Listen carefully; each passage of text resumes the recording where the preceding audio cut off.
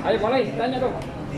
Bang, mau tanya dong terkait dengan ada pengakuan dari pengacara SYL Jamaluddin itu bahwa ada petinggi parpol gitu yang diduga terlibat dalam tender di Kementan itu. Bagaimana Bang menanggapnya? Wah, ini di luar Jamaluddin itu tidak menyebutkan nama. Apakah KPK kan sudah menyebut bahwa akan menelusuri hal itu gitu? Saya lagi nggak percaya sepenuhnya dengan KPK ini. Saya lagi ragu sekali ada kredibilitas KPK yang bisa dipertanggungjawabkan. Mungkin pertanyaan lain? Ya, Kompas TV. Mungkin Mas Danang lebih menguasai soal korupsi. Osman kan mendesak pemerintah untuk menampung warga Rohingya. Nah, banyak dari media mainstream tuh beredar para pengungsi Rohingya tuh berkelakuan buruk, seperti kayak membuang makanan di laut, kabur, bahkan ada yang sampai melecehkan warga lokal. Ya. Nah, apakah hal tersebut layak kita bicarakan hak asasinya, Pak? Ya. Jadi Rohingya adalah pengungsi. Pengungsi itu adalah orang-orang yang melarikan diri dari negara asalnya untuk mencari keselamatan diri di negara-negara lain. Dan mereka tidak ingin dikembalikan ke negara tempat asalnya karena mereka menghadapi persekusi atau ancaman pembunuhan dan pemusnahan etnis mereka. Dalam kasus Rohingya, mereka sejak tahun 80-an kehilangan hak-hak kewarganegaraannya karena etnis minoritas Muslim Rohingya tidak diakui di dalam undang-undang kewarganegaraan Myanmar, tidak diakui sebagai bagian dari ras-ras asli dari Myanmar. Dan karena itulah sejak tahun 80-an mereka kehilangan hak kewarganegaraan, dan karenanya kehilangan begitu banyak hak-hak yang dasar, tidak dapat mengakses pendidikan, kesehatan, apalagi perumahan, apalagi pekerjaan.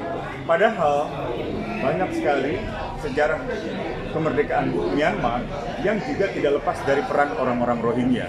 Bahkan Majelis Konstituante Parlemen Rohingya, Parlemen Myanmar ketika awal-awal kemerdekaan juga masih ada orang-orang Rohingya.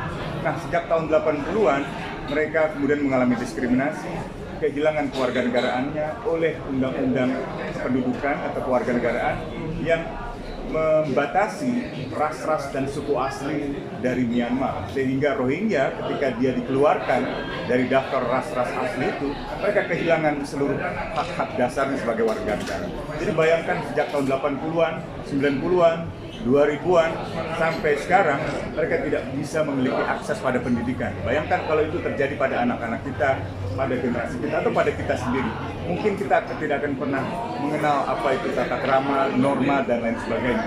Tetapi meskipun pendidikan bisa menentukan apakah seseorang bisa berperilaku baik sesuai norma atau tidak, saya juga tidak ingin mengatakan bahwa pendidikan menjamin orang akan berbuat baik. Ada banyak orang yang terdidik, berdasi, bertitel, bahkan profesor, doktor terlibat di dalam kejahatan-kejahatan. Jadi, tapi yang saya ingin katakan adalah kalaupun ada perbuatan orang-orang Rohingya yang misalnya membuang sampah sembarangan, tentu saja karena keterbatasan fasilitas pengungsi dan juga karena faktor-faktor tadi mereka sudah lama kehilangan akses pada pendidikan.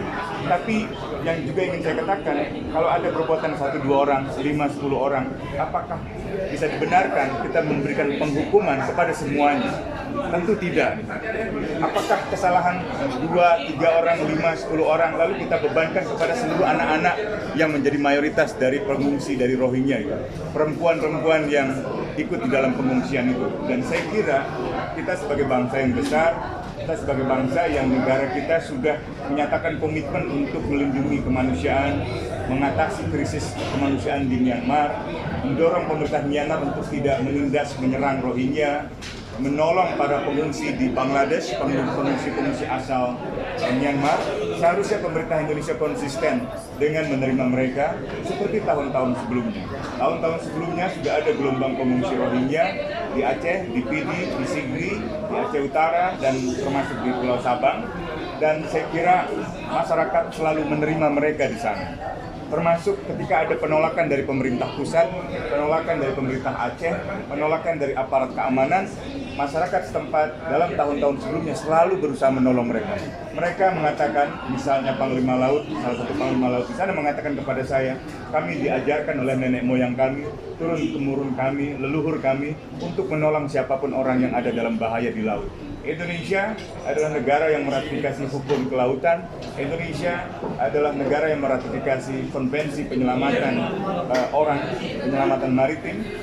Maka Indonesia punya kewajiban untuk melindungi mereka. Bahkan Presiden telah menerbitkan peraturan Presiden tentang penanganan orang-orang yang meminta tolong, yang mengibarkan bendera putih di tengah laut dan meminta pertolongan kepada Indonesia. Dan Indonesia meratifikasi begitu banyak hukum internasional yang salah satu prinsipnya melarang Indonesia, melarang setiap negara yang menandatangani konvensi itu untuk misalnya mengembalikan seorang pengungsi ke negara asalnya. Karena itu bertentangan dengan prinsip non-revolvement, prinsip tidak boleh mengembalikan ke negara asal karena ia justru akan mengalami kematian. Saat ini gelombang pengungsi sudah hampir separuh, 1.500-an dari total 3.000 pengungsi yang meninggalkan Cox's Bazar, meninggalkan wilayah kamp pengungsian di Bangladesh.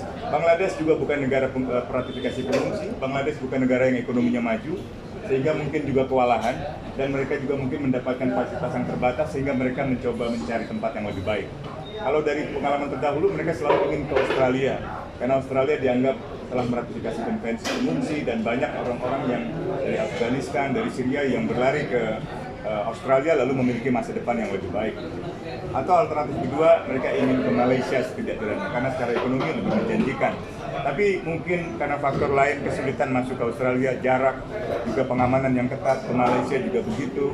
Sementara Indonesia mungkin lebih longgar, dan di sisi lain Indonesia mungkin paling realistis mengingat perahu mereka, perahu yang sangat terbatas, mungkin mesinnya sudah mati di tengah jalan, perahunya sudah bocor, beberapa kali kejadian ada yang meninggal dan terpaksa ditenggelamkan di laut. Jadi Indonesia menjadi satu-satunya, dan saya harap sekali masyarakat yang menolak itu untuk mengubah niatnya, mengubah penolakannya menjadi sikap yang lebih bersolidaritas secara kemanusiaan, karena mereka adalah manusia. Mereka adalah orang-orang seperti kita yang membutuhkan pendidikan, kesehatan, dan juga tempat tinggal yang layak. Saya mengapresiasi instruksi Presiden Joko Widodo kepada Menko Polhukam untuk menangani pengungsi. Saya mengapresiasi pandangan Wakil Presiden Ma'ruf Amin yang juga sedang menimbang alternatif di Pulau Galang sebagai tempat di mana para pengungsi itu mungkin bisa ditampung. Jadi saya berharap sekali Indonesia menunjukkan bahwa Indonesia memang layak menjadi pemimpin ASEAN.